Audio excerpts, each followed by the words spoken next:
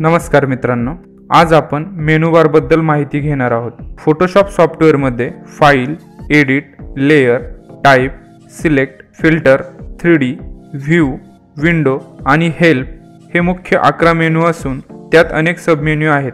या सर्वांची आपण माहिती करून घेणार आहोत. त्यापैकी पहिला मेनू आहे फाइल्स. यातील अनेक सब मेनूंची माहिती आपण यापूर्वी घेतलेली आहे, तरी परत एकदा आपण ही माहिती रिपीट करणार आहोत. फाईल मेनूवरती क्लिक केल्यानंतर तुमच्या समोर सब मेनू ओपन होतात. त्यापैकी पहिला मेनू आहे न्यू.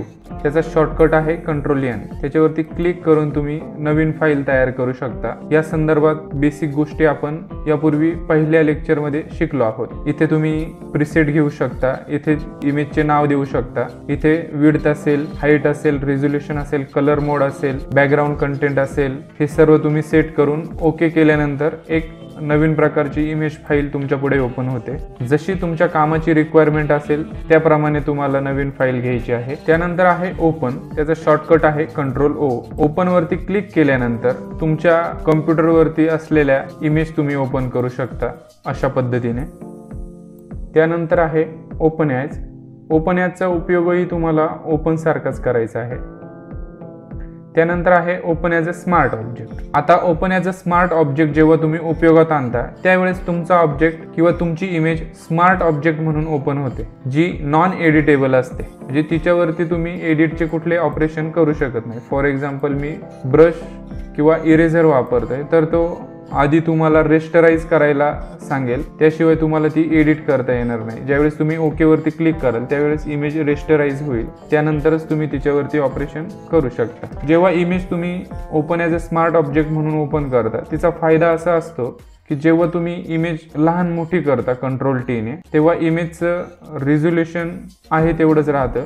मात्र जर तुम्ही ही इमेज रेस्टराईज केली, ह्याच्यावरती राईट क्लिक करून रेस्टराईज लेअर करू शकता.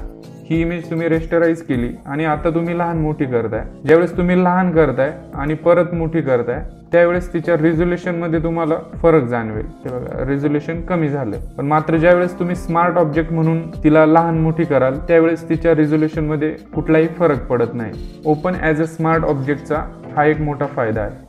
त्यानंतर आहे ओपन रिसेंट. तुम्ही पाठीमागच्या काही दिवसात किंवा काही तासांपूर्वी दिवसभरात केलेले ज्या काही रिसेंट फाईल आहे त्या तुम्ही इथनं ओपन करू शकता. त्यासाठी तुम्हाला PC वरती इकडे तिकडे बघायची गरज नाहीये. इथं इझिली तुम्हाला त्या फाईल मिळून जातात. इथनं क्लिअर रिसेंट फाईल लिस्ट तुम्ही क्लिअर करू शकता. आता ज्यावेळेस तुम्ही परत बघाल त्यावेळेस तुम्हाला रिसेंटचा ऑप्शन दिसत नाही. त्यानंतर आहे क्लोज. करंट फाईल क्लोज करण्यासाठी क्लोजचा उपयोग होतो.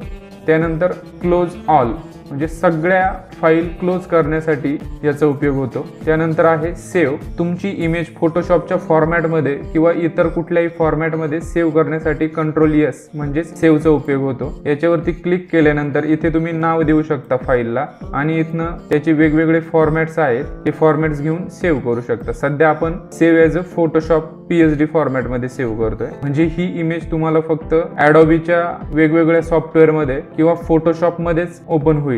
त्यानंतर आहे सेव्ह ॲज. सेव्ह ॲजचा जो ऑप्शन आहे हा सेव्ह सारखाच आहे. इथनं तुम्ही सेव्ह ॲज वेगळ्या फॉर्मॅटमध्ये ती इमेज सेव्ह करू शकता. JPG असेल, PNG असेल, TIFF असेल, अशा पद्धतीने तुम्ही वेगवेगळ्या फॉर्मॅटमध्ये ही इमेज सेव्ह करू शकता. जोपर्यंत काम पूर्ण फायनल होत नाही तोपर्यंत कुठल्याही फॉर्मॅटमध्ये इमेज सेव्ह करण्यापेक्षा PSD फॉर्मॅटमध्ये इमेज सेव्ह करावी. त्यानंतर व्हिजिबल ऑप्शन आहे save for web. Save for web ह्या ऑप्शनचा उपयोग अशा पद्धतीने होतो की ज्यावेळेस तुम्हाला वेबसाईट बनवण्यासाठी काही इमेजेस किंवा ग्राफिक्स तयार करायचे असतात, त्यांची इमेज साईज ही कमी असावी मात्र तरीही त्याची क्वालिटी चांगली असावी, तर त्यावेळेस सेव्ह फॉर वेब ऑप्शन उपयोगात येतो. इथनं तुम्ही जेवढी जास्त साईज कराल तेवढं इथे इमेजची साईज वाढते. इथनं तुम्ही जेवढं कमी कराल तेवढी कमी होते. क्वालिटीमध्ये एकदम नॉमिनल, डोळ्यांना न जाणवण्या इतका फरक होतोय. सेव्ह फॉर वेब मध्ये हे वेगवेगळे ऑप्शन्स आहेत ते आपण पुढे बघणारच आहोत आणखी डीप मध्ये. सध्या आपण JPG आणि त्याचे सब ऑप्शन लो, हाय, मीडियम, व्हेरी हाय हे ऑप्शन तुम्ही वापरू शकता. त्यावरती क्वालिटी डिपेंड आहे.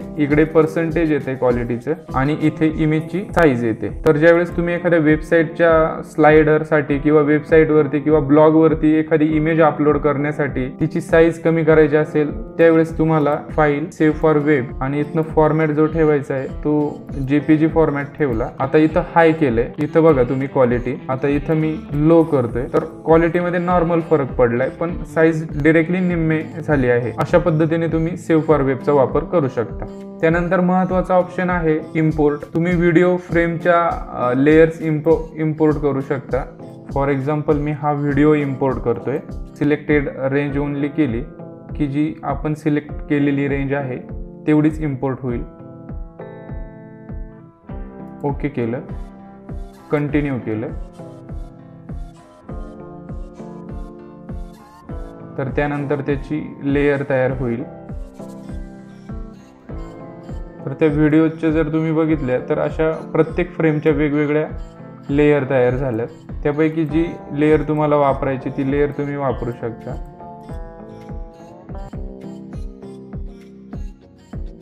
त्यानंतर आहे एक्सपोर्ट. हे व्हिडिओ इलुस्ट्रेटर साठी असेल किंवा रेंडर व्हिडिओज असेल, झुमिफाय असेल, हे वेगवेगळे सॉफ्टवेअर साठी तुम्ही ते आउटपुट एक्सपोर्ट करू शकता. त्यानंतर आहे ॲटोमेट. ॲटोमेटमध्ये हे सगळे वेगवेगळे ऑप्शन्स आहेत. त्यापैकी तुम्ही ड्रॉपलेट तयार करू शकता, PDF प्रेझेंटेशन तयार करू शकता, बॅच फाईल्स तयार करू शकता, इमॅजिनॉमिकचे प्लगिन्स रेडी करू शकता. इथे वेगवेगळे प्लगिन्स असतात, ते प्लगिन्स आपण पुढे शिकणार आहोत फिल्टरमध्ये. तर त्या ॲटोमेटमधला एक एक ऑप्शन आता आपण बघूया.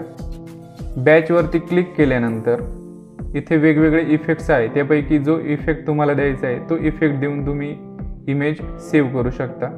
फॉर एक्झाम्पल मी वूड फ्रेम करतोय 50 पिक्सेल. ओके करतोय. इथे सोर्स ओपन फाईल केले. ओके करतोय, कंटिन्यू करतोय. तर अशा पद्धतीने त्या इमेजला एक वूड फ्रेम येऊन जाईल. त्यानंतरचा ऑप्शन आहे PDF प्रेझेंटेशन. तर तुम्ही इमेजचे इथे ॲड ओपन इमेज किंवा ब्राउज करून, तर डेस्कटॉपवरच्या काही इमेज मी ब्राउज करतोय, इथनं फॉर्मॅट चेंज करू शकता तुम्ही.